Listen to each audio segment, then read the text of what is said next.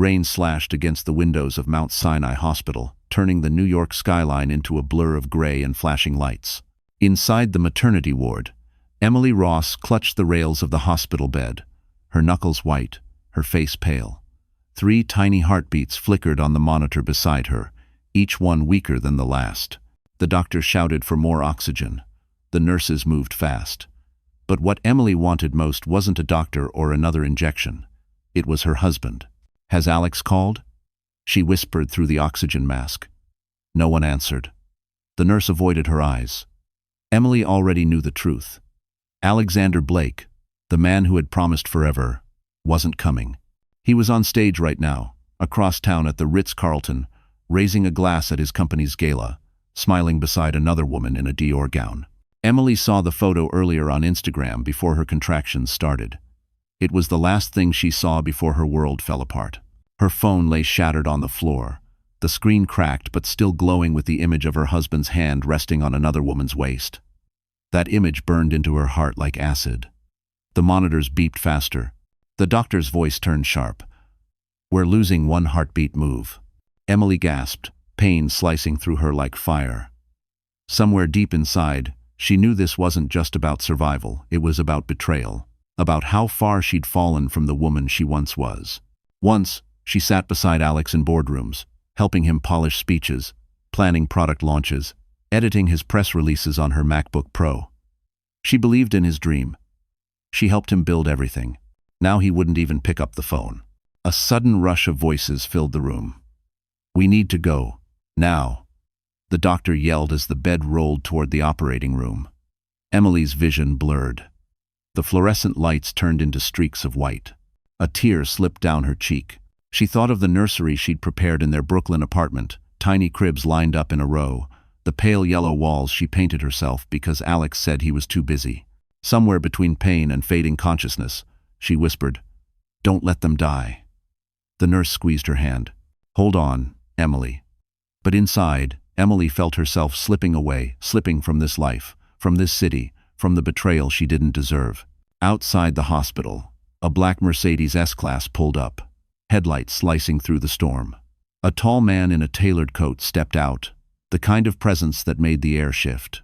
Owen Ross, Emily's estranged father, had just landed from Los Angeles after Mia's desperate call. He hadn't spoken to his daughter in years, but the moment he heard the word critical, everything inside him broke. He strode past security without waiting for permission. "Where is my daughter?" he demanded, his voice steady but burning. When the nurse hesitated, he flashed his old business card. Owen Ross, founder of Ross Holdings, and the corridor opened like a gate. He stopped at the glass window outside the operating room. Behind the mask and lights, he saw her, his little girl, pale and still, surrounded by chaos. His hands trembled for the first time in decades. Somewhere deep in his chest, a storm began to form. As the machines screamed, Emily's body jerked once, then went still. The doctor called for a crash cart. Owen pressed his hand against the glass, whispering words she couldn't hear. "Hold on, Em. Don't you dare leave me again." And then, as lightning flashed over Manhattan, the monitor flatlined. The morning light over Manhattan looked too calm for what had happened the night before. Inside the gleaming ballroom of the Ritz-Carlton, champagne glasses clinked against crystal, and laughter bounced off the marble walls. Alexander Blake adjusted his cufflinks, the engraved Mont Blanc logo flashing under the chandelier. To everyone around him, he was the perfect man, CEO, visionary, husband, to a devoted wife, soon to give birth. But the truth behind his smile was uglier than anyone could guess. He ignored the 10 missed calls flashing across his iPhone screen. "It's just stress," he told himself, raising another glass. "She'll be fine." The woman beside him, Clara Evans, a venture capitalist, with eyes like glass, smiled sweetly. "You're shaking, Alex," she teased. "You should relax. Tonight's your night." He forced a laugh. "I just hate hospitals." But deep down, Alex felt the echo of his wife's voice, the way she'd sounded when she told him she was carrying triplets. He'd said all the right words. "That's amazing, Em. I'm proud of you." But inside, he was terrified. 3 babies meant slowing down, losing control, watching the empire he built slip into chaos. And control was the only thing Alex Blake ever loved. As the orchestra played, a reporter from a finance magazine approached. "Mr. Blake, any comment about your wife? The internet's buzzing. Someone said she was rushed to the hospital." Alex froze for half a second, then smiled like nothing mattered. "She's perfectly fine," he said smoothly. "Our family's excited for the big day." He lifted his glass again, blocking the panic crawling up his throat. Cameras flashed. The reporter walked away. Across the ballroom, Clara's assistant whispered something in her ear. She smirked. "Your wife's father just arrived in New York," she murmured. "Seems he's not thrilled about your little celebration." Alex's grip on the glass tightened until it cracked. "How do you know that?" "Because he's downstairs. He just paid your security double to let him through." Before Alex could move, the ballroom doors slammed open. The music stopped. Owen Ross stepped in, rain dripping from his coat, his eyes blazing. The crowd fell silent. The billionaire who'd built half the real estate on Park Avenue was not a man you ignored. "Owen," Alex started, his voice too calm. "This is a private event." "Private?" Owen cut him off. "While my daughter's on an operating table fighting for her life? While you're here smiling for cameras?" The silence was suffocating. Every journalist, every investor turned their eyes toward Alex. He forced another smile, but it wavered. "You don't understand," Emily insisted. "Don't lie to me," Owen snapped. "I raised my daughter to believe in love, not lies. And you turned her into a headline." Security stepped forward, but Owen's glare stopped them cold. He tossed a manila envelope onto the nearest table. "You might want to check your messages, son," he said quietly. Inside that envelope were photos Alex and Clara in Paris from just 2 weeks earlier. A hotel receipt. A flight manifest. Proof of betrayal. The crowd gasped. Clara went pale. Reporters reached for their phones like sharks smelling blood. Alex felt the floor tilt beneath him. "This is insane," he whispered. But it was too late. The story was already spreading. The golden CEO, the devoted husband, exposed under the chandelier light. Owen leaned close enough for only him to hear. "If my daughter dies, I'll bury you with your reputation." Then he turned and walked out, his footsteps echoing like thunder. Cameras followed him, flashes lighting the room like lightning again. Alex stood frozen, the weight of everything crashing down. He finally reached for his phone. The last message on the screen made his blood run cold. "Your wife flatlined. They're trying to bring her back." And for the first time in his life, Alexander Blake dropped his glass. The hospital corridor smelled like antiseptic and fear. Machines beeped from every room, but all Owen Ross could hear was the silence between those sounds, the space where his daughter's heartbeat used to be. A doctor in blue scrubs came out, removing his mask slowly. "Mr. Ross," he said quietly, "we managed to stabilize her. She's in a coma. The babies are alive but premature." "Tomo." Owen exhaled, the sound raw and uneven. "She's going to wake up?" The doctor hesitated. "We don't know yet. She lost too much blood. We did everything we could." He placed a hand on Owen's shoulder. "You might want to call her husband." Owen's eyes hardened. He won't be needed. Through the glass, Emily looked fragile under the glow of machines, tubes running along her arms. Her face was pale, her lips barely moving. Owen stepped inside, sat beside her, and took her cold hand. "You're not done yet, Emily," he whispered. "You fight, do you hear me? You fight for them." His phone vibrated on the tray. A text from Mia Clark blinked across the screen. "He's trying to control her accounts." I saw the email. Owen's blood boiled. He opened his laptop right there, fingers flying across the keys. Within minutes, he'd transferred control of Emily's trust funds back under his authority. Alex Blake wasn't going to steal a dime. Meanwhile, across the city, Alex was pacing his penthouse in Lower Manhattan, staring at his phone as messages exploded online. "CEO celebrates while wife fights for life," one headline read. Clara sat on the sofa, scrolling through Twitter with a smirk that didn't last long. "They're destroying you," she said. Alex ran a hand through his hair. "It'll blow over." "Not this time," she whispered. "Owen Ross is trending. He has power, Alex. Real power." "Bun." Alex turned toward the window, watching the city lights flicker against the glass. "Then I'll fight back." He doesn't know who he's dealing with. Back at the hospital, Mia rushed through the door with coffee in hand, her eyes red from crying. "She's stable?" she asked. Owen nodded slightly. "For now.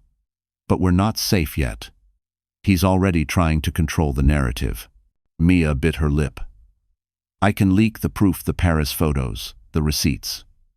My editor will publish it tonight." "To wine?" Owen studied her for a long second. "No," he said firmly. "Not yet. Let him think he still has power. We'll hit harder when he least expects it." He stood and looked down at Emily's sleeping face. "My daughter gave everything to that man. Love, loyalty, her youth. He took her heart and turned it into PR." His voice dropped to a whisper. "Now it's time he learns what it feels like to lose everything." At that moment, a faint sound escaped Emily's lips. Her fingers twitched. Mia gasped. She moved. Owen froze. "Emily?" Her eyelids fluttered, but no words came. Just a single tear rolled down her cheek. Then the monitors spiked again, loud and frantic. The nurse rushed in, pushing Owen back.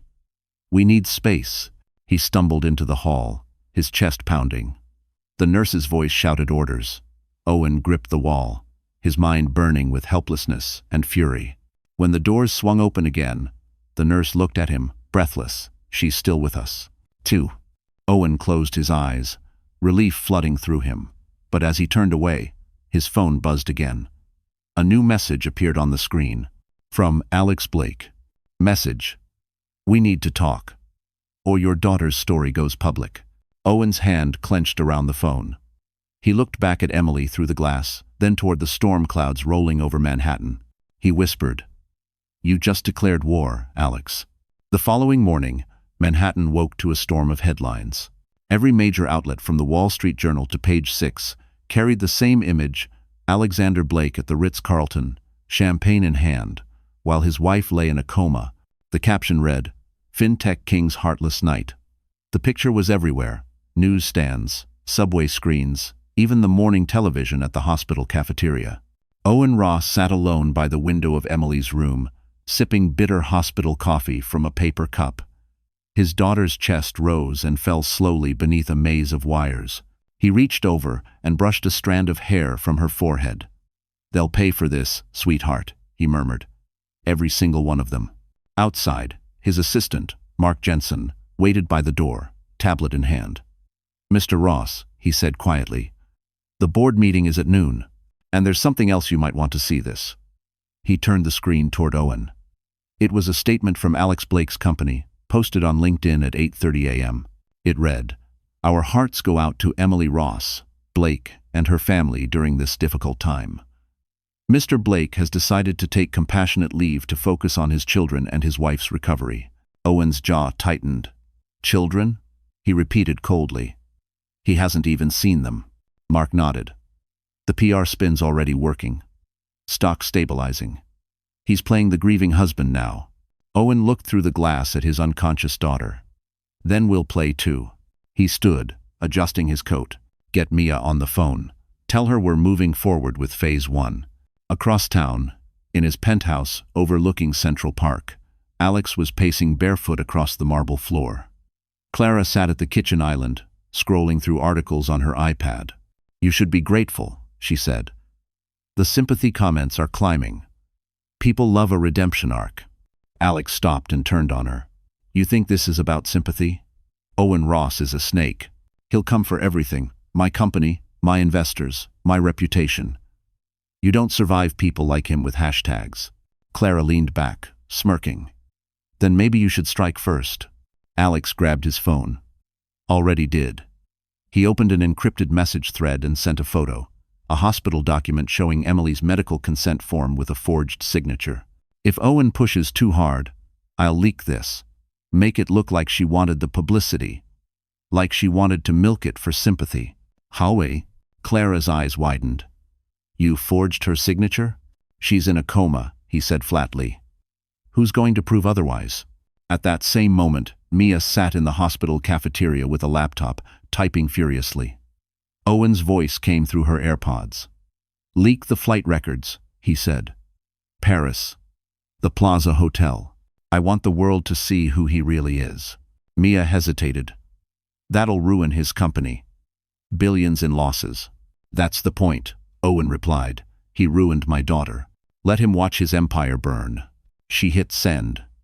Within minutes, number Paris affair began trending across every platform. Reporters called Alex's office non-stop. By afternoon, shareholders demanded an emergency meeting. Back in the hospital, the first cry of an infant echoed down the hall, the smallest of Emily's triplets, waking early in the NICU. Owen followed the nurse in, his heart trembling as he stared at the tiny life in the incubator. She's a fighter, the nurse smiled. Like her mother. 1. Owen pressed a hand to the glass, his reflection splitting between the city lights and the fragile baby inside. So am I, he whispered. His phone buzzed again, unknown number. He answered, expecting Mark. Instead, a low voice said, "You think you can destroy me, old man? You just started a war you can't win." Owen smiled coldly. "You're already losing, Alex." But neither man knew Emily's eyes had just opened. The soft hum of machines filled the hospital room.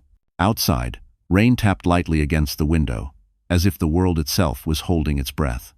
Emily Ross's eyelids fluttered open for the first time in 4 days. The light was harsh at first, white, sterile, too bright, but when she turned her head slightly, she saw her father asleep in the chair beside her, his coat draped over his knees, exhaustion etched into his face. She tried to speak, but her throat was dry, her voice no more than a whisper.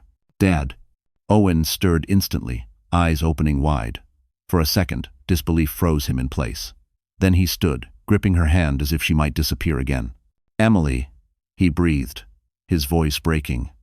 "You're back." Her eyes moved around the room, confusion mixing with fear. "The babies?" "They're alive," Owen said softly. "Tiny, but strong, just like their mother." Tears filled her eyes, spilling down her cheeks.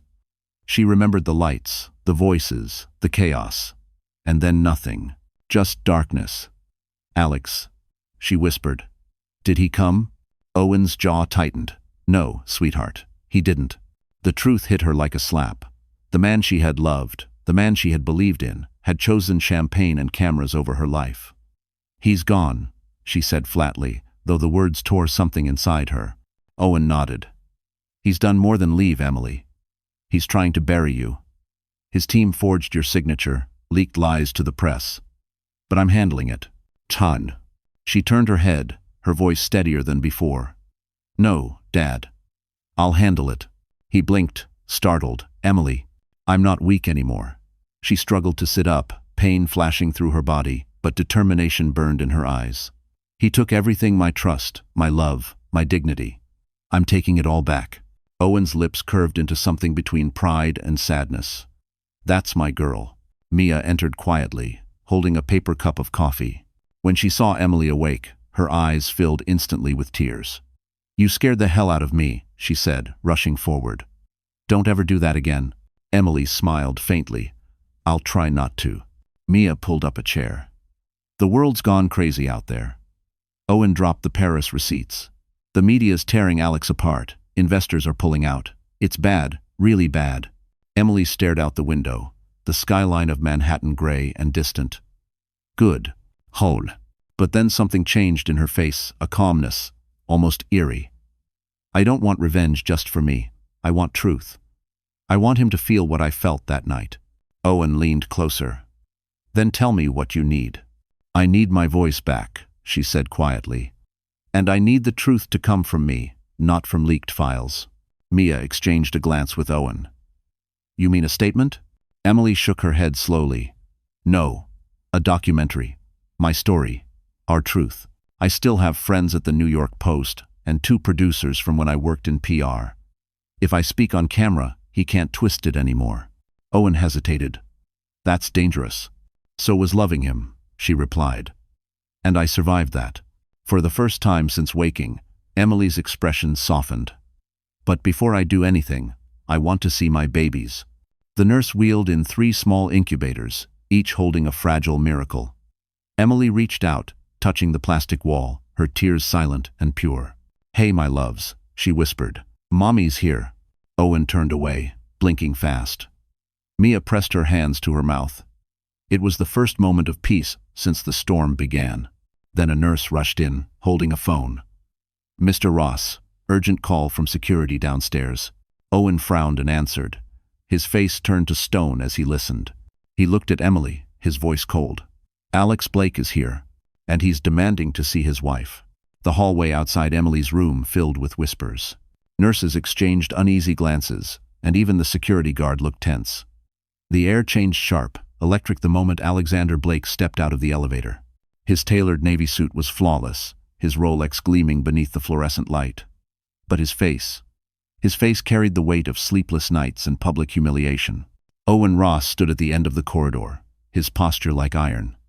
When Alex approached, the older man didn't move. "You shouldn't be here," Owen said flatly.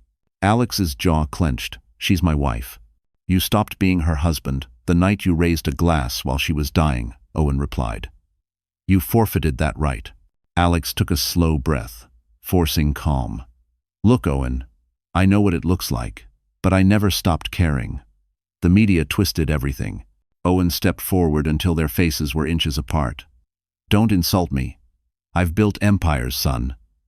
I know a lie when I hear one." Inside the room, Emily heard the voices through the door. Her pulse quickened.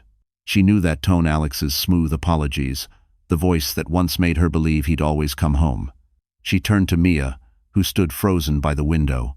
"Open the door," Emily said. "Emily, no," Maya whispered. "He doesn't deserve." "Open it," Emily repeated, her voice calm but firm. When the door creaked open, Alex froze in the doorway. For a long moment, he couldn't move. The sight of her pale but awake, sitting upright, alive, hit him harder than any headline. He breathed. "You're awake." She looked at him, her expression unreadable. "Apparently, I'm harder to kill than you thought." The words sliced through him. He stepped closer, but Owen blocked the way. Emily raised a hand. "It's okay, Dad. Let him talk." Alex swallowed hard. "I made mistakes, Emily. I was scared, overwhelmed. Everything happened so fast. I didn't know how to handle." "Handle what?" she interrupted. "A wife? 3 babies? Reality?" He winced. "I thought I could protect you by staying away. The press was watching." "The press?" she repeated softly. "You were at a gala with another woman." Alex's mask cracked. "That was business." Emily laughed, bitter and hollow. "Business that ended up in Paris, right?" He tried to speak, but no words came. Owen folded his arms, watching silently, letting Emily take back her power. "I saw the pictures," she said quietly. "And I saw the statement you released. You called me your brave wife, like I was some PR project. You forged my signature, Alex." He hesitated too long. That was answer enough. "You almost killed me," she said, her voice trembling but strong. "But worse, you killed the woman who used to love you. She's gone." Alex's eyes filled with panic. Please, you can't do this. You don't know what's coming. Owen's going to ruin me." She stared straight at him. "No, Alex. You ruined yourself." The silence stretched. Somewhere down the hall, a baby cried softly from the NICU, the sound slicing through the tension like a blade. Alex turned toward the noise, tears filling his eyes. "Those are mine," he whispered. Emily's voice was steel. "No, they're mine. And they'll never call a man like you father." Owen placed a hand on her shoulder, pride and sorrow mixing in his eyes. Alex stepped back slowly, realizing that everything, his marriage, his image, his empire, was slipping beyond his reach. He looked at Owen. "You think this is over?" "It's not." Owen's voice was calm, cold, final. "Oh, it's just beginning." As Alex turned toward the elevator, the reporters waiting in the lobby spotted him, cameras flashing like gunfire. And in that moment, Emily vowed she would never cry for him again.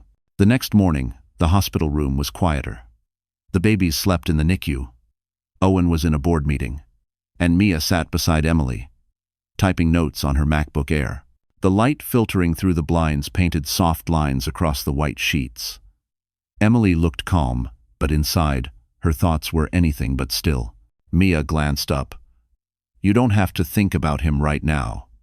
Focus on getting stronger." Emily shook her head.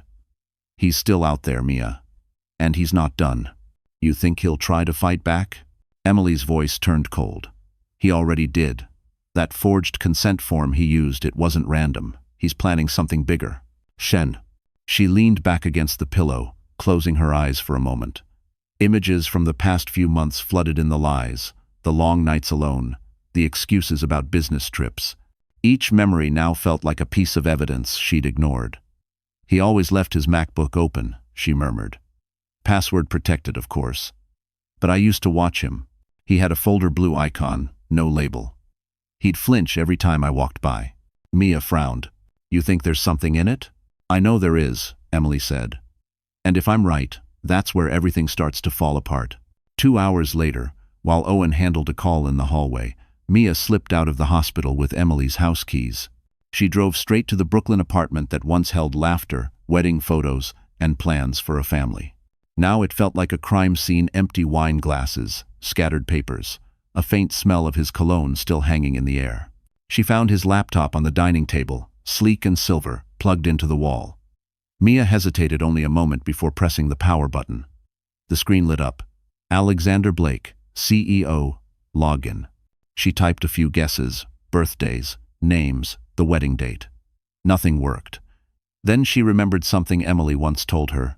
He only remembers numbers when they're about himself. She tried his company's founding date. The password clicked open. What she found inside made her blood run cold. Folders of encrypted files, labeled with dates and cities: Zurich, Singapore, Paris. Each contained scanned contracts, wire transfers, and confidential emails, proof that Alex had been moving millions through offshore accounts under fake subsidiaries. Fraud, laundering, lies built beneath the mask of a tech empire. Mia grabbed her phone and snapped photos of everything. Then, deep in one folder, she found a subfolder named ER. Her stomach dropped. She clicked. Dozens of private videos filled the screen: Emily speaking at company events, edited clips of her in interviews, voice recordings cut and stitched together. One file was titled Future Statement, Draft. She played it. It was Emily's voice, but manipulated, saying things she'd never said, that she'd known about Alex's financial strategies, that she'd agreed to help. It was all fake, crafted to shift blame if his empire collapsed. Mia's hand shook. "Oh my God," she whispered. She backed up the files onto a flash drive, then grabbed the laptop and left, locking the door behind her. Back at the hospital, Emily saw her friend's face and knew instantly. "You found it, didn't you?" Mia nodded, breathless. "He's worse than we thought. He's building a defense, and he used your voice to do it." Emily sat up slowly, fury and disbelief mixing in her chest. "He's trying to make me his scapegoat." Owen walked in, hearing the last words. "Then we go public," he said. "We show the world exactly who he is." Emily looked down at her trembling hands. "No, Dad. Not yet. First, I want him to think he's safe. Then I'll take everything back: his money, his image, his pride." Mia swallowed. "That's a dangerous game, Em." Emily's eyes turned sharp, steady. So was marrying him. And for the first time, she smiled not with love, but with purpose. 2 weeks later, the city had already moved on to another scandal, but Alexander Blake hadn't. His empire was bleeding, investors fleeing, sponsors withdrawing. His face splashed across finance blogs as the CEO who lost everything for love and lies.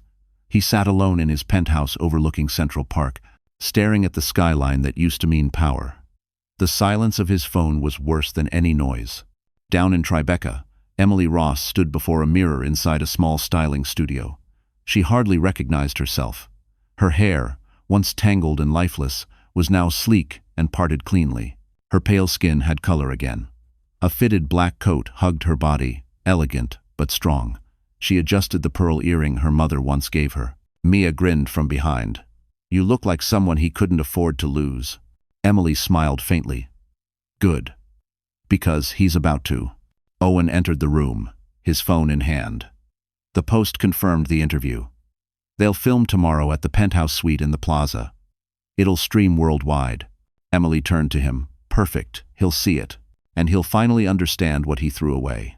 That evening, as the city lit up, Emily sat at her father's townhouse on Park Avenue. She scrolled through old photos, wedding pictures, vacations. The night Alex proposed under the Christmas lights. For the first time, she didn't cry. She deleted each image one by one, like closing a chapter. Then she opened the file Mia had found the fake statement Alex had created using her voice. She pressed play and listened again, calm and detached. "I supported Alex's investment decisions," her false voice said. Emily stared at the waveform on the screen and whispered, "Not anymore." Owen entered quietly, setting down 2 cups of tea. "You ready for tomorrow?" She nodded. "I'm ready to stop being a victim." Owen hesitated. "He might show up, you know." "The man's desperate." Emily's expression didn't change. "Let him. I hope he does." The next day, the plaza's suite glowed with soft lighting, cameras, and polished floors. The journalist, Sandra Whitmore, greeted Emily warmly. "You don't have to talk about anything you're not ready for," she said gently. Emily smiled. "No, I want to talk. I want people to understand that power doesn't make you untouchable." As the cameras rolled, Emily spoke not as a victim, but as a survivor. She told her story honestly. The betrayal, the coma, the birth of her children, the silence that nearly killed her. She never once mentioned Alex by name, but every word cut deeper than any accusation could. Sandra leaned forward. "If he's watching, what would you say to him?" Emily looked straight into the camera. "Thank you," she said softly. "Because of you, I learned the difference between love and control. You built an empire on lies. I built myself back from the truth." Back at his penthouse, Alex sat frozen, watching the broadcast on CNBC. His phone buzzed relentlessly, texts from lawyers, board members, old friends distancing themselves. The camera lingered on Emily's face, glowing with quiet strength. For the first time, Alex saw the woman he'd underestimated and realized she no longer belonged to his story. He grabbed the remote and hurled it against the wall, shattering the screen. "She's not winning," he muttered. "Not yet." But at that exact moment, his assistant called, voice shaking. "Sir, the SEC just opened an investigation. They have the offshore documents." Alex's knees gave way. "What?" "Someone leaked them anonymously this morning." Alex knew immediately who it was. At the plaza, the interview ended to applause. Emily stood, calm, radiant, unbroken. She looked out through the window toward Central Park, the same skyline where her old life had burned down. Mia approached with a grin. "He's probably watching from hell right now." Emily exhaled softly. "Good. I hope he learns what real loss feels like." And miles away, Alex Blake's empire finally began to collapse. By dawn, the city's financial core was trembling. Screens along Wall Street flashed the breaking headline: SEC investigates Blake Tech. CEO under federal scrutiny. Traders whispered. Phones rang. And the market that once idolized Alexander Blake now watched his empire crumble. In his penthouse, Alex sat on the floor among piles of shredded paper and half-packed boxes. His tie hung loose, his face pale and sunken. The world outside moved fast, but inside those walls, time had stopped. His attorney, David Klein, stood near the window, his tone clinical. "They have bank records, Alex, Zurich, Singapore, the shell accounts, all of it. Whoever leaked those files knew exactly what to hand over." Alex rubbed his temples. "It was Owen Ross. He's been planning this." David shook his head. "No. The emails were from an anonymous IP somewhere in Midtown. My guess? Someone close to your wife." The word wife stung. Alex stood abruptly, pacing. "Emily doesn't have it in her. She's weak. Always needed someone to fix things for her." David gave a bitter laugh. "If you believe that, you're more delusional than I thought." Meanwhile, across town, Emily sat in a quiet cafe in Soho with Mia. The morning sun spilled through the window, turning her coffee cup golden. Her phone buzzed nonstop, journalists, producers, strangers sending messages of support. But she stayed calm. "He's going to fight back," she said. "He always does when he's cornered." Mia nodded. "Let him. The truth's already out there. You don't need to lift a finger." Emily stirred her drink slowly. "I don't want him destroyed. I just want it to end." But it was already too late for mercy. At Blake Tech headquarters, Chase reigned. Employees huddled around screens, as news anchors replayed clips of Emily's interview beside footage of Alex leaving the hospital. Sources confirm multiple fraudulent accounts tied to the CEO's name, the anchor said. Authorities expect an arrest within hours. Alex stormed through the glass doors, ignoring the stares. "Everyone out," he barked. But nobody moved. His assistant whispered, "The board's waiting upstairs." "Lo?" When he entered the conference room, 12 faces turned toward him, cold, silent, merciless. The chairman slid a document across the table. "Effective immediately. You are suspended as CEO. Legal will handle the transition." Alex snatched the paper, scanning the lines, rage boiling behind his eyes. "You think you can replace me?" The chairman leaned back. "You already did that yourself." Security appeared at the door. Alex looked around, realizing it was over. The same walls that once echoed his confidence now seemed to close in. He threw the paper down and walked out without another word. Outside, reporters swarmed him. Cameras flashed. "Mr. Blake, is it true your wife exposed the files? Are you guilty of fraud? Did you forge her signature?" He pushed through the crowd, muttering, "No comment," over and over, until the microphones blurred together. One reporter shouted, "Your wife's statement just hit 1 million views." He froze mid-step. 1 million. That was his world once: numbers, metrics, growth. Now it belonged to her. That night, rain soaked the city again. Alex stood on his balcony, staring down at the wet streets below. His reflection glimmered in the glass, fractured by lightning. For a brief moment, he saw the man he used to be: the dreamer, the builder, the husband who promised forever, and wondered when that man had died. Then his phone buzzed. A message. From Emily. It was a single line. "You should learn what real strength looks like." Attached was a link to a press release. Ross Foundation acquires controlling stake in Blake Tech. Former CEO under investigation. Alex's vision blurred. She hadn't just survived. She'd won. And this time, the empire that betrayed her bore her name. Morning sunlight poured through the tall windows of the Ross Foundation headquarters on 5th Avenue. A quiet calm filled the glass office as Emily Ross stood overlooking the city that had once broken her. Down below, yellow cabs streamed like gold veins through Manhattan. She breathed deeply, steady and sure, a woman reborn. Her reflection in the window was unrecognizable from the fragile figure who'd once lain in a hospital bed. The tailored white suit, the diamond stud earrings, the faint scar near her temple, all of it told a story, not of tragedy but of survival. The world finally knew her name, not as someone's wife, but as the woman who had turned betrayal into power. Mia entered, holding 2 Starbucks coffees. "You realize your video just hit 15 million views?" she said, grinning. "Half of them are women calling you their hero."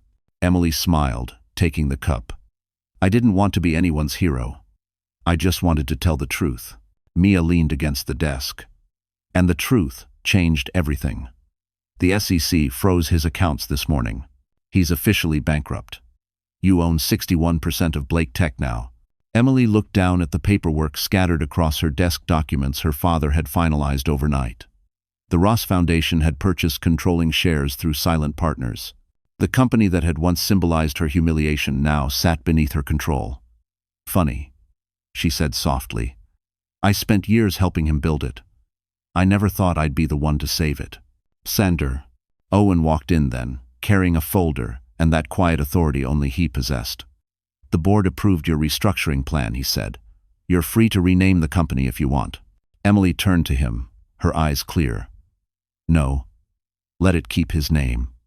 Every time people see it rise again, they'll remember who really rebuilt it." Her father smiled with pride. "You've grown stronger than I ever imagined." Emily nodded slowly. "Pain does that to people, Dad. It either destroys you or forges you. I just chose the second option." Meanwhile, across the city, in a small rented apartment with peeling paint, Alexander Blake sat on the edge of his bed staring at a stack of legal documents. The once golden CEO was now a man stripped of everything: his title, his fortune, his pride. On the television, a news anchor's voice echoed, "Sources confirm that Blake Tech, now under the Ross Foundation, will redirect its profits to maternal health programs nationwide." He turned off the TV, unable to bear it. For the first time, there was no one left to call, No one to blame, just silence. At that same moment, Emily entered a press conference room filled with flashing cameras. She took the stage, calm and radiant. "Good morning," she began, her voice firm yet warm. "2 years ago, I nearly died bringing 3 lives into this world. I lost everything I thought mattered: love, trust, and security. But today, I stand before you as proof that even in our darkest moments, there is power in truth." The room went silent, hanging on every word. "I don't believe in revenge," she continued. "I believe in accountability. What was meant to break me built me instead. And now, everything this company earns will go to women who once stood where I did, afraid, alone, forgotten." Applause thundered through the room. Cameras flashed. Mia wiped her eyes. Owen watched from the corner, pride shining quietly on his face. When the conference ended, Emily stepped outside into the crisp autumn air. The city no longer felt hostile. It felt alive, full of possibility. A text buzzed on her phone, an unfamiliar number. It read, "You won. I hope you're happy." She typed back, "I'm free. That's more than happy." She slipped the phone into her bag, smiled softly, and walked toward the waiting car. Behind her, the skyline gleamed, no longer a reminder of pain, but of everything she had reclaimed. 3 months passed, and New York had crowned its newest symbol of resilience. Every major magazine wanted Emily Ross on its cover. Forbes called her the face of reinvention. Vogue named her the Phoenix of Fifth Avenue. But fame was never her goal. Each morning she woke early, brewed her black coffee in the Ross Foundation's minimalist kitchen, and spent an hour watching her babies sleep before the chaos began. The triplets were growing fast: Ava, Grace, and Noah. Each of them had her eyes, Owen's quiet strength, and the same soft curls Alex once teased her about. When Emily kissed their foreheads, she whispered the same promise every day: "You'll never know the world I survived. Only the one I built." Lo! That morning, Mia arrived carrying a thick envelope. "Another talk show invitation," she said. "They're offering 6 figures for an exclusive segment." Emily smiled faintly. "I'm not a story anymore, Mia.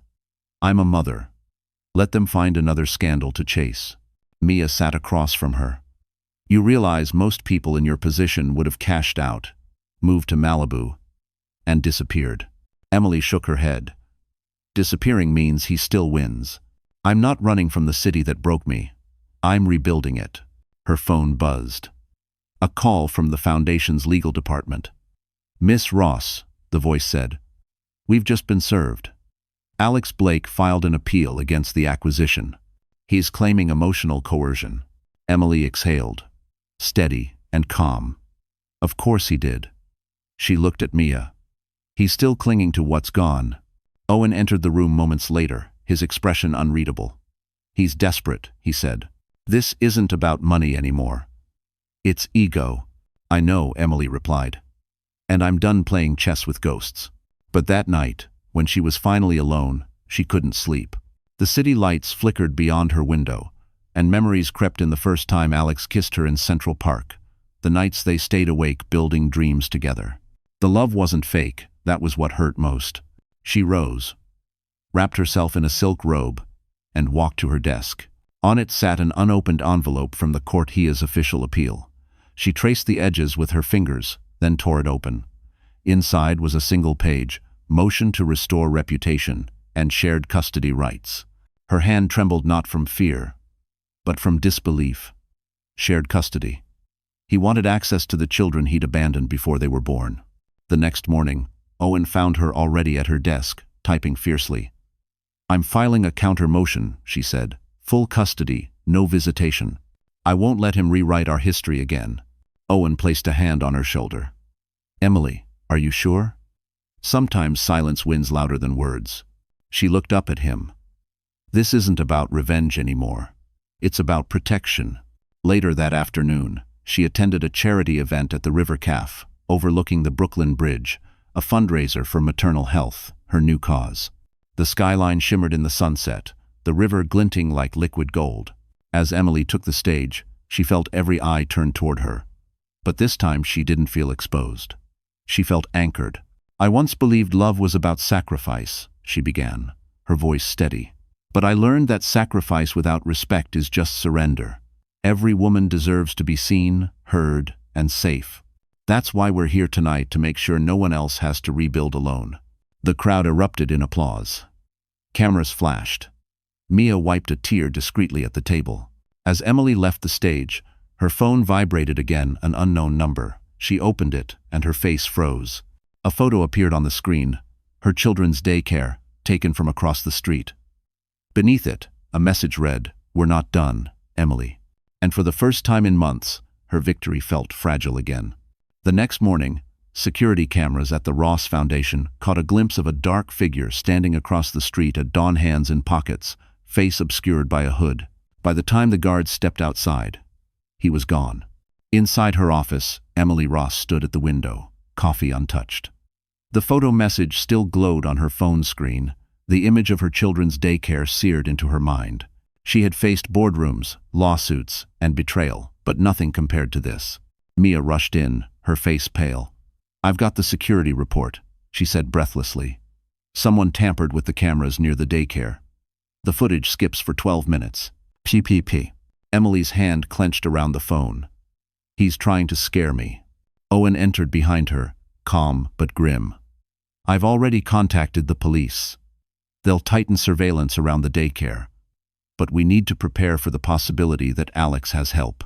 Mia's eyes widened. "Help?" Owen nodded. "He still has allies from his company, people who owe him loyalty, favors, or fear.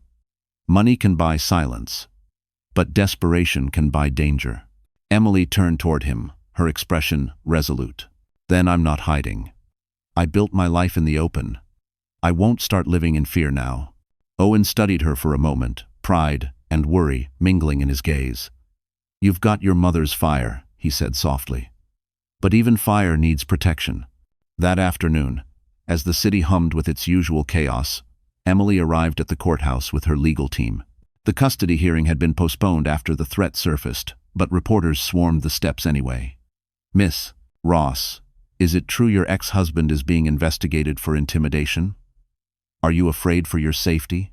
Emily stopped briefly, facing the cameras. "Fear only has power if you feed it," she said calmly. "I'm protecting my family.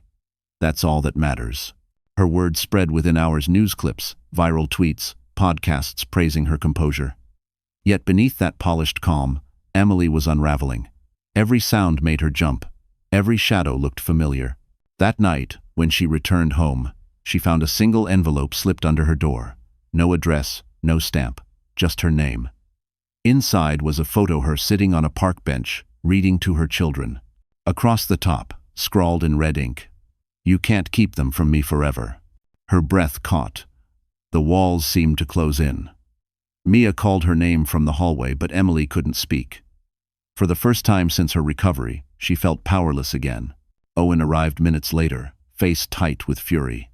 He examined the photo under the lamp. "He's escalating," he said. "This isn't about custody anymore, it's control." Emily looked up, her voice trembling but firm. "Then I'll take that control back." The next morning, she called a press conference. The world expected a statement about the custody case, but Emily had other plans. Standing before the cameras, she took a deep breath. When people with power lose it, they often turn to fear. But fear doesn't scare me anymore. If anything happens to me or my children, every document, every recording, every proof of his crimes will go public. I've already sent copies to every major news outlet. The room buzzed. Reporters shouted questions. Emily simply said, "This ends now." Across the city, in a dim motel room, Alex Blake watched the broadcast on an old television. His jaw tightened. He thought he could intimidate her back into silence, but she had just turned his threats into her weapon. He smashed the remote against the wall, breathing hard. "You think you've won?" he muttered. "We'll see." Back in Manhattan, as Emily left the stage, Mia handed her a tablet showing the live feed. The comments poured in, thousands of women calling her brave. Thousands more saying they'd stand with her. For the first time in weeks, Emily smiled. She wasn't afraid anymore. But outside the courthouse, someone watched from a black sedan camera lens glinting in the rain. The rain came heavier that night, washing the glow from Manhattan's skyline into streaks of silver. Inside her penthouse, Emily Ross stood by the nursery window, watching the city blur beyond the glass. Her triplets slept soundly, small chests rising and falling in rhythm. Yet the quiet felt deceptive, too still, too fragile. She could sense something moving beneath the surface. Downstairs, Owen met with a private security consultant, a retired FBI agent named Raymond Cole. The man placed a folder on the marble counter. "We've traced the threats," he said. "They're coming from multiple burners, but the handwriting on the letters, it's consistent with Alex Blake's. He's desperate and unstable." Mia entered from the kitchen, holding her phone.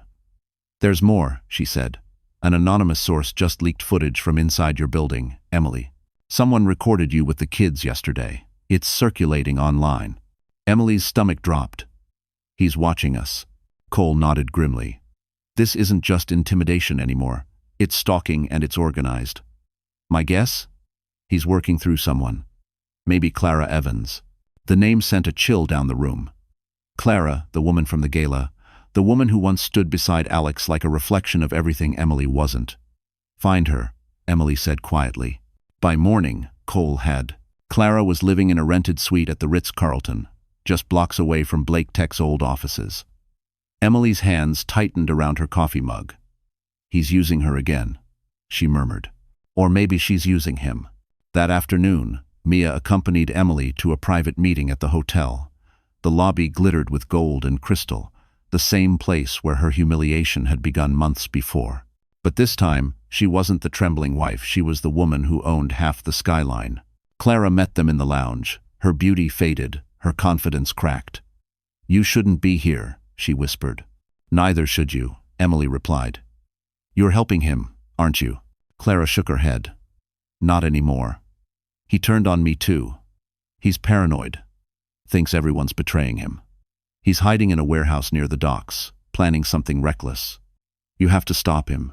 Emily leaned forward. "Why, tell me?" Clara's eyes glistened. "Because he's lost his mind. He said if he can't have you, no one will." Owen's words echoed in Emily's memory. "Money can buy silence, but desperation can buy danger." She rose abruptly.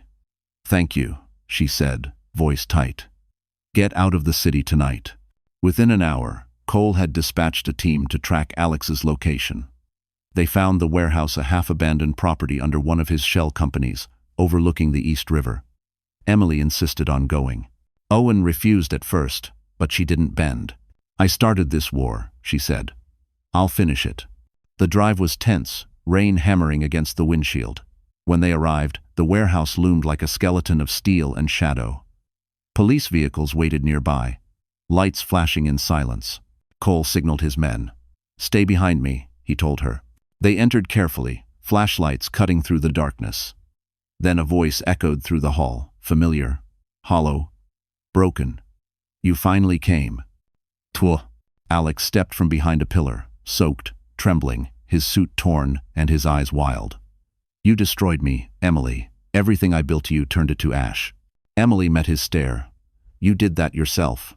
He laughed, sharp and bitter. "You think you've won because you took my company? My money? You don't get to erase me." Cole raised his gun slightly.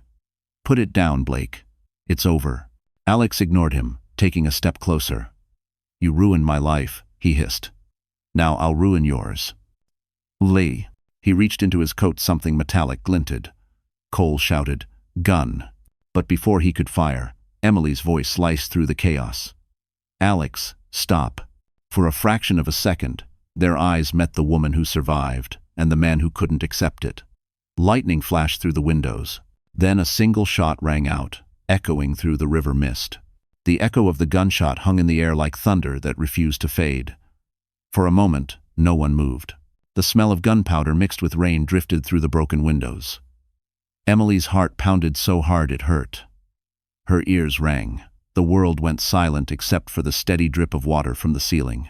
When the haze cleared, Alex Blake was on the ground. His hand still gripped the pistol, but the weapon was pointed away from her.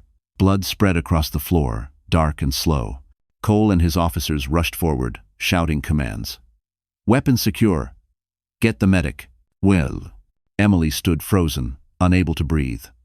It took her a few seconds to realize the bullet hadn't hit her. It had grazed Alex's shoulder, fired by one of Cole's men. He was alive but barely conscious. "Stay back, ma'am," an officer said, guiding her toward the exit. But she shook her head and stepped closer. "No," she whispered. "I need to see him." Cole hesitated. "Emily, please." He nodded and let her approach. She knelt beside the man who once ruled her world. His eyes fluttered open, glassy and distant. "You came," he murmured, voice broken. "I didn't want this," she said softly. "I just wanted peace." Alex tried to smile, but it turned into a grimace. Peace was never for people like us. Tears welled in her eyes, though she didn't understand why. Maybe it was grief for the years lost. Or for the man he used to be, the one who once made her laugh under the winter lights of Central Park. "You could have stopped, Alex," she said. "You could have walked away." He coughed, pain twisting his face. "And admit I lost? You don't know what that means." "Yes," she whispered. "I do." Paramedics arrived, lifting him onto a stretcher. As they carried him out, he reached for her hand weakly. "Tell them. I loved you," he said, barely audible. Then his eyes closed. Emily stood there, as the sirens wailed, watching him disappear into the flashing blue and red lights. The rain outside had stopped, but her body trembled. Cole placed a hand on her shoulder. "It's over," he said quietly. But Emily wasn't sure. The following morning, the world exploded again. Disgraced CEO Alex Blake, hospitalized after confrontation with ex-wife. Every outlet spun its version of the story, some calling Emily a hero, others accusing her of pushing him too far. The noise was deafening. Yet Emily stayed silent. She sat at home by the window, her babies sleeping nearby, their tiny breaths steady and warm. The city glowed beyond the glass, calm, indifferent, alive. Mia entered with her laptop. "He's stable," she said softly. "They say he'll recover." Emily nodded, expression unreadable. "Good. You don't sound relieved." "I am," she said. "Because now he has to live with what he's done." Mia sat across from her, searching her face. "What now?" Emily stared out at the skyline. "Now we move forward. For real this time." 2 days later, she walked into a hospital room lined with security. Alex lay pale but awake, eyes fixed on the ceiling. When she entered, he turned his head slowly. "Why are you here?" "Closure," she said simply. He gave a dry laugh. "You already took everything." She stepped closer. "Not everything. You still have a choice.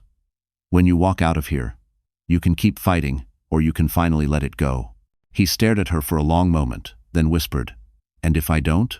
She leaned closer, her voice steady as stone. "Then you'll die alone, Alex. And that's something even money can't fix." She turned and left, her heels echoing down the hallway. The weight on her shoulders felt lighter with every step. Outside, Owen waited by the car. "Well?" he asked. Emily looked at the rising sun over Manhattan and finally smiled. "He's not my story anymore." And for the first time, she truly believed it. 2 weeks later, New York was starting to thaw. The last snow of winter clung to the edges of Central Park, glittering beneath the morning Sunday. For Emily Ross, it felt like the first real breath of peace she'd taken in years. She pushed the stroller gently along the winding path, her triplets bundled in soft white blankets. The air was crisp, the world quiet, except for the soft coos of her children. For once, there were no cameras, no microphones, no chaos. Just her and the city she had finally made peace with. She stopped near the frozen pond, remembering the night Alex had proposed there under falling snow. She could still hear his voice, the laugh that had once made her feel safe. But now, the memory no longer hurt, it simply existed, like an old scar that no longer burned. Mia appeared beside her, holding 2 cups of coffee. "You're officially trending again," she said, laughing. "But this time, it's for good reasons. The Foundation's campaign for women's recovery just hit 5 million in donations." Emily smiled. "It's not about trending anymore, it's about impact." They sat on a nearby bench, watching joggers pass and children feed ducks at the edge of the pond. "You know," Mia said softly, "a year ago, you couldn't even walk without help. Now you're running a global movement." Emily looked down at her children, the sunlight catching their tiny faces. They saved me, she said. Every time I wanted to give up, I thought about them. They deserved a mother who didn't break. Mia nudged her shoulder gently. And you didn't. For a moment, silence settled comfortably between them. Then Mia's phone buzzed. It's from Cole, she said, reading quickly. Alex checked himself out of the hospital yesterday. He's leaving New York. Emily blinked. Where's he going? Unknown. The FBI closed his investigation after he signed the full confession agreement. He turned over every document, every account. He's finished. Emily stared out over the frozen water. He'll always be a part of this city, she said quietly. But not of me. Owen arrived soon after, walking briskly, his overcoat catching the wind. Your speech tonight at the United Nations is confirmed, he said. They want you to open the summit on women's resilience. The president might attend. Emily smiled softly. That's not what matters, Dad. What matters is that I finally have something worth saying. That evening, as golden light spilled over the Hudson, Emily stood backstage at the UN headquarters. She wore a simple navy dress, elegant and understated. Mia adjusted her microphone, whispering, "You ready?" Emily nodded. More than ever. When she stepped onto the stage, the crowd rose to its feet. Cameras flashed, lights burned bright. But she wasn't nervous. She looked out over the faces leaders, activists, survivors, and felt a calm warmth fill her chest. When I nearly died giving birth, she began, her voice clear and steady. I thought the world had ended. I thought love had failed me. But I learned that sometimes life tears you apart, so you can rebuild into something stronger. I lost everything that defined me until I realized I didn't need to be defined by anyone else. The audience leaned in, silent. I don't forgive what happened, she continued. But I understand it now. Pain was my teacher. And because of it, I can stand here today and say, no woman should ever have to beg to be respected, believed, or safe. Thunderous applause filled the hall. Cameras captured the single tear that slid down her cheek, soft, unashamed, real. After the event, Owen wrapped his arm around her shoulders. Your mother would be proud, he whispered. Emily looked out at the Manhattan skyline glowing in the distance. I finally am too, she said. Back home that night, as her babies slept, she wrote a note and slipped it into a photo album next to a picture of Alex smiling long ago. The note read simply, "Thank you for teaching me how to rise." She closed the album, turned off the light, and stood by the window. The city gleamed like a promise kept. And somewhere deep inside, Emily Ross finally felt free. Spring came early that year. Cherry blossoms bloomed across Central Park, scattering petals like soft snow over the stone walkways. Emily Ross stood outside the Plaza Hotel, where she was hosting the Ross Foundation's annual charity gala event that, just a year earlier, would have been unimaginable. The building shimmered under gold lights, photographers lined the carpet, and the city seemed to hum with her name. But inside, Emily's heart beat faster than usual. Something in the air felt off, a shadow just beneath the glamour. She smiled for the cameras, posed with donors, shook hands with senators, but her eyes kept drifting toward the entrance, scanning faces she didn't expect to see. Relax, Mia whispered, adjusting her gown. You've already won. Tonight's about celebration. I know, Emily said quietly. But some victories don't feel permanent. The orchestra began to play, filling the ballroom with warmth. Waiters moved through the crowd with trays of champagne, and Owen stood near the stage, deep in conversation with a business partner. Everything seemed perfect until one of the security guards approached, his expression tense. "Ems Ross," he murmured discreetly. "There's a man outside asking to speak with you. Says it's urgent." Emily's pulse quickened. "What's his name?" The guard hesitated. "He didn't give one, but he said you'd know him." Mia frowned. "Emily, don't." But Emily was already moving toward the lobby. The noise of the gala faded behind her, replaced by the muted hum of the city beyond the glass doors. When she stepped outside, the cool air hit her skin, and there he was. Alex Blake. He looked thinner, older, almost ghost-like in a worn coat and unshaven face. His arrogance had evaporated, replaced by something hollow, something broken. "You shouldn't be here," Emily said, her voice calm but firm. "I needed to see you," he replied, voice rough. Just once more. You have no right to, I'm leaving the country, he interrupted. Tomorrow. They offered me a deal start over overseas, work with a small firm.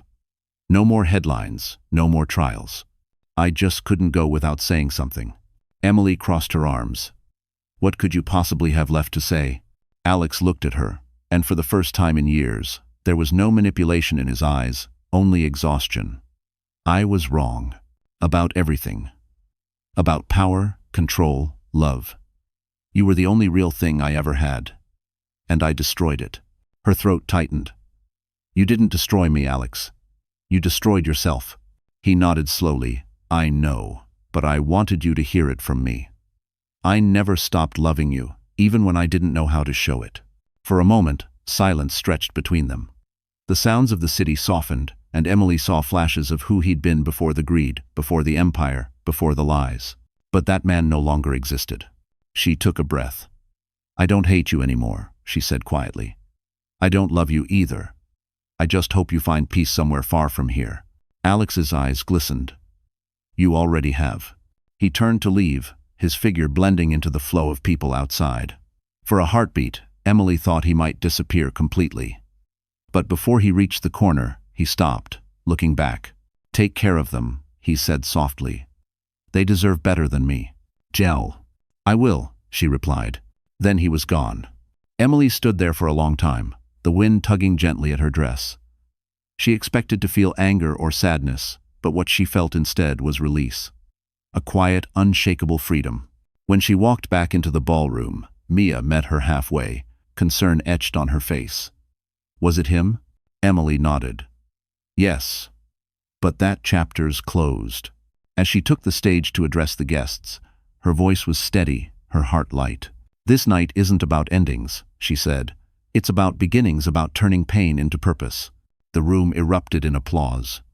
Owen raised his glass from across the floor, pride shining in his eyes. And for the first time since everything began, Emily smiled without any trace of sorrow. Outside, the last cherry blossom petal fell, and the past finally let her go. Weeks passed after the gala, and spring deepened into something soft and golden.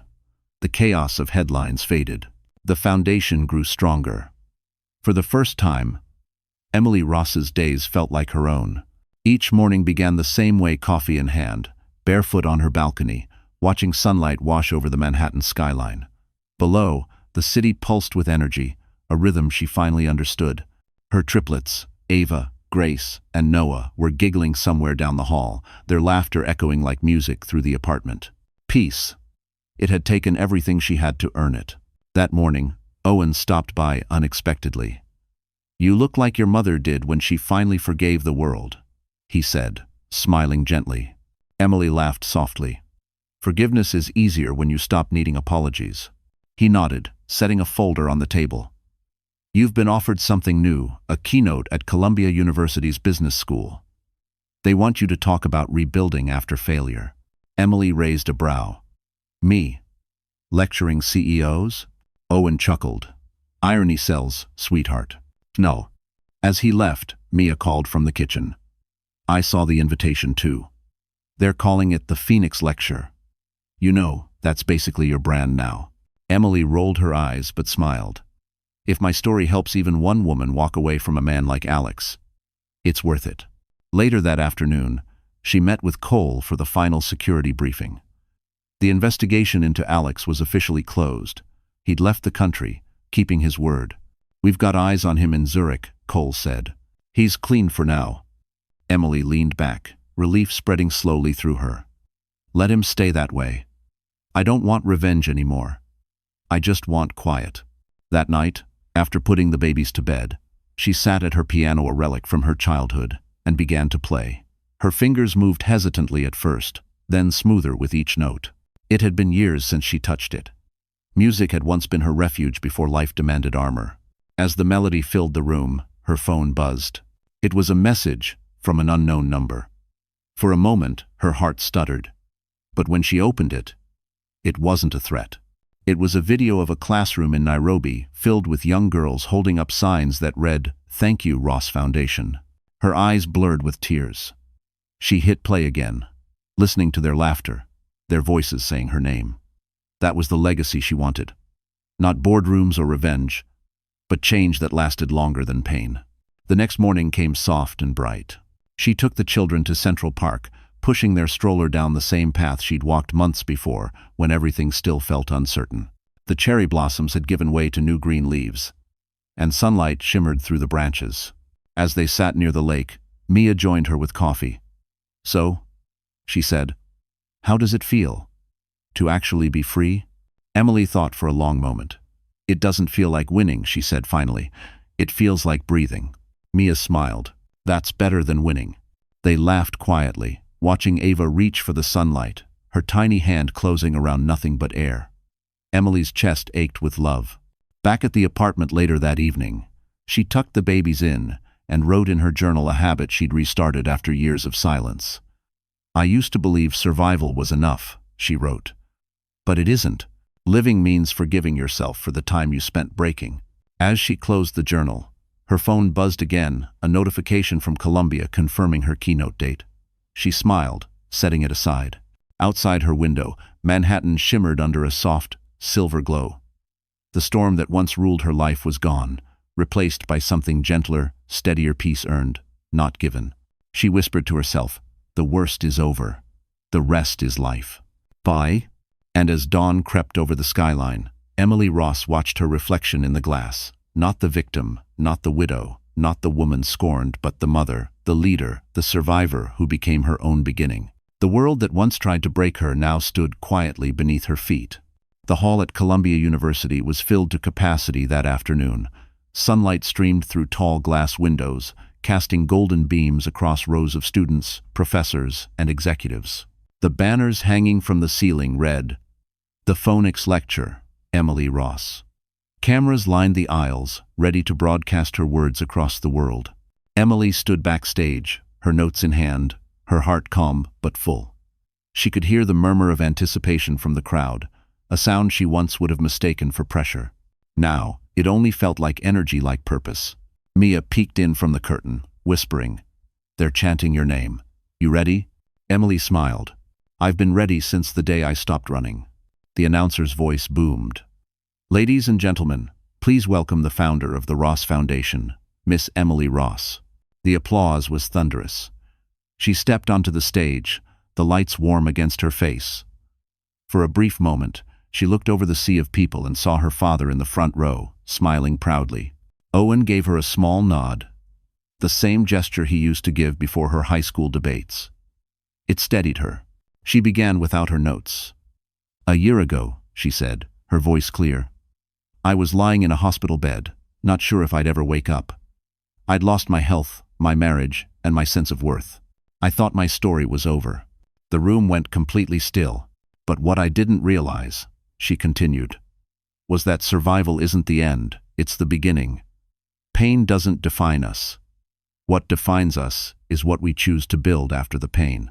1. She walked slowly across the stage, her heels soft against the wood. "Some of you here will fail. You'll lose things you thought you couldn't live without. And in those moments, people will tell you to move on. But healing isn't moving on. It's rebuilding piece by piece, until the reflection in the mirror looks like you again." Applause rippled through the hall. A student in the front row wiped her eyes. Emily smiled gently. "Forgiveness isn't weakness. It's the final act of strength. Because when you forgive not for them, but for yourself, you stop letting pain write your story." From the corner of her eye, she noticed a man enter quietly through the side door, sitting in the last row. For a moment, her breath caught. The familiar outline, the way he held his hands, it was Alex. Older, quieter, wearing no arrogance this time. He looked smaller, as if the weight of everything he'd done had finally settled. But she didn't falter. She looked straight ahead and continued, "I stand here today not because I'm unbroken, but because I refuse to stay shattered. And to anyone listening who feels lost, remember this. You are not the damage done to you. You are what you become after it." The audience rose in a standing ovation. Cameras flashed. Reporters captured every word. Emily took a small step back, tears shining but unfallen. As the applause thundered, she glanced toward the back again. The seat was empty. Alex had slipped out quietly, leaving nothing but the faintest echo of his presence. And somehow, that was enough. After the lecture, Owen and Mia rushed backstage. "You did it," Mia said, hugging her tight. "That was perfection." Owen's eyes glistened. "You didn't just speak, Emily. You healed." Later that night, she returned home to her apartment. The city outside shimmered under twilight, skyscrapers glowing like constellations. Her children slept peacefully, their little faces bathed in moonlight. She kissed each of them gently before sitting by the window, exhaustion and gratitude washing over her. Her phone buzzed a single email. The sender, alex.blake@zurichmail.com. The subject line read, "Your speech was beautiful. I'm proud of you." She smiled sadly, typed one line in reply, "So am I." Then she deleted the message and shut her laptop. Outside, the skyline glittered, and Emily Ross knew she had finally risen higher than the ashes. The following evening, Manhattan shimmered under a soft drizzle. The city seemed slower somehow, reflective as if it too had paused to breathe. From the terrace of her Park Avenue apartment, Emily Ross watched the lights flicker through the mist, the hum of traffic below fading into something peaceful. It had been exactly 1 year since she'd left the hospital. 1 year since she'd nearly died, bringing her children into the world. 1 year since she'd been betrayed, humiliated, and reborn. The newspapers called her the Phoenix of New York. But tonight, she wasn't thinking about headlines. She was thinking about life, the small, beautiful pieces that pain had once stolen. Her triplets were asleep, soft nightlights glowing beside their cribs. She checked them quietly, brushed Grace's hair from her eyes, covered Noah's tiny feet with his blanket, and kissed Ava's forehead. Their slow, steady breathing reminded her that all of it, the pain, the battles, the sleepless nights, had been worth it. Downstairs, Mia was waiting on the sofa, barefoot, a glass of wine in hand. "I thought you'd fallen asleep putting them down," she said with a grin. "Almost did," Emily replied, sitting beside her. "They wore me out today. Noah's learned how to pull Grace's hair on purpose." Mia laughed. "That's your payback for surviving the tabloids. Karma has a sense of humor." Emily smiled, but said nothing. Her gaze drifted toward the city again. "It still feels strange," she murmured. "Quiet. Like I'm waiting for something that's never coming." "Peace can feel like that," Mia said softly. "When you've lived too long in chaos, calm starts to sound like silence." Emily nodded slowly. "Maybe, but I think I'm finally ready for silence." They sat there for a while, comfortable in the stillness. Then the intercom buzzed suddenly, slicing through the calm. Mia jumped. "Who the hell at this hour?" Emily frowned, walking to the panel. "Yes?" "Delivery for Miss Ross," a voice said. Male, polite, unfamiliar. "I didn't order anything." "It's a letter, ma'am." "No return address." The courier insisted it was personal. Mia's brows knitted. "Don't open it." "W." But curiosity tugged stronger than fear. Emily signed for the envelope, its paper heavy, embossed with faint silver lettering. She tore it open carefully, her hand steady, but her heart uneasy. Inside was a single folded note and a small white feather. She opened the paper and froze. "Emily, this isn't goodbye. You once told me pain could make people better. I'm still trying to believe that. I've left for South America to start again, somewhere no one knows my name. You deserve your peace. Thank you for giving me mine. Alex." The feather slipped from her fingers and floated to the floor. She stared at it for a long time, then folded the letter neatly and set it on the table. Mia read her expression. "Do you believe him?" Emily exhaled slowly. "For the first time, maybe I do." They poured another glass of wine and sat together in silence. Outside, the rain eased into a drizzle, the sound rhythmic against the windows. "I used to think closure meant an apology," Emily said finally. "But maybe it just means the story doesn't hurt anymore." Mia smiled gently. "You've earned that ending." A soft cry came from the nursery. Emily stood, her voice tender. "I'll get them." She disappeared down the hallway, her silhouette framed by the warm light. As she lifted Ava from her crib, the baby clung to her shoulder, tiny fingers curling into her hair. Emily held her close, whispering, "We're safe now, my love. All of us." She looked out the nursery window one last time. The skyline gleamed through the mist, steady and bright, her reflection overlapping the city she'd once feared. And in that moment, Emily realized peace wasn't something you waited for, it was something you decided to keep. The woman who had risen from ashes now stood quietly in her own light, unbroken, unafraid, and finally home. The next morning, the first light of dawn stretched over Manhattan like a golden ribbon. The city below was waking, taxis honking, steam rising from the grates, the world spinning on as if it hadn't witnessed her story. But for Emily Ross, everything had changed. The storm that had once consumed her life had finally broken. She stood barefoot on her balcony, a blanket draped over her shoulders, the skyline painted in pink and gold. In one hand, she held a cup of coffee. In the other, the letter Alex had sent the night before. She had read it 3 times, and each time, it felt lighter, less like a wound and more like a closing chapter. Behind her, the sound of soft laughter drifted from the living room, her children playing with wooden blocks while Mia hummed a lullaby. The sound filled the apartment with warmth. For the first time in years, Emily felt still. No headlines, no fear, no ghosts left to chase. Owen knocked gently before stepping onto the balcony. He carried his own mug, his suit jacket slung casually over one shoulder. "You're up early," he said. "Didn't sleep much," Emily admitted. "I kept thinking about everything that happened. About how close I came to losing all of this." Owen looked out over the city with her. "That's what survival does. It reminds you how much you almost lost." She smiled faintly. "Do you ever stop feeling like you're fighting?" He shook his head. "No. You just learn to fight for different things." Schreysen. They stood in silence for a moment, the hum of the city beneath them. Then Owen turned to her. "You know, I used to think your strength came from anger, but watching you now, I realize it comes from peace." Emily met his gaze and nodded. "Peace is harder to earn than revenge." He chuckled softly. "You've earned it, sweetheart." Later that morning, Emily took the children to the park. The air was cool and crisp, sunlight catching the tips of the budding trees. She sat on a bench, watching Ava chase a pigeon while Grace and Noah toddled in circles nearby.